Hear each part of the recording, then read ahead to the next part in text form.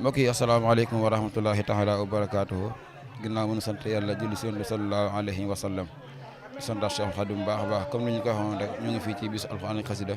bu Touba Kër Serigne Niane Diop di ko ànd ak waa daaira Jaalibatul Maraaxib ak mboolem Touba Kër Serigne Niane ak li ko wër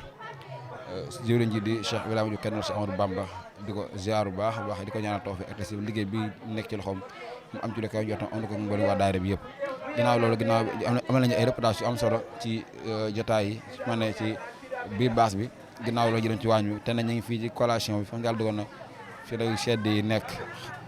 yàlla dogal na jëwriñ ji fi nekk di Serigne Dame lay jiite liggéey bi xam naa sëñ Dame dañu jox nga nuyoo ginnaaw bi nga nuyoo ba noppi dañ lay laaj maanaam liggéey bi nu ngeen ko waajalee ak mbooloo mi tey fii nii. asalaamaaleykum wa rahmatullah mbokki taalibe ñu ngi leen nuyu bu baax di leen siyaare bu baax a baax a baax di ñaanal Serigne Ibrahima Diop kennal borom Touba mu yàgg fi lool te wér wax dëgg yàlla liggéey bi ñu ngi koy rafetlu bu baax a baax a baax ndax collation wax dëgg yàlla ñi ci nekk ñëpp ñu bokk liggéey bi sant nañ leen bu baax a baax moom soxna yi xam si ñoom lañ bokk liggéey bi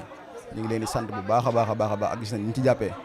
ndox meeg yëpp wax dëgg yàlla doy na boisson bi tamit macha allah doy na kon nag gën a sant bu baax a baax a baax xanaa kay di soññaat yeneen bokki taalibe yi xam ne si ne ñoo nekk ci koñ bi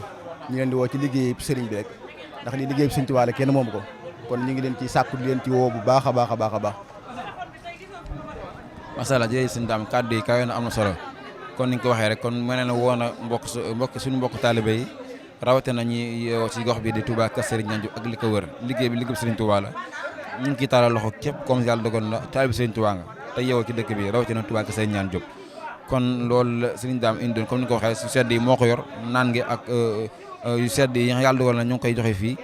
lépp mat na dara manqué wul kon ñoo ngi jégalu bu baax di wax asalaamaaleykum wa rahmatullahi wa barakaatuhu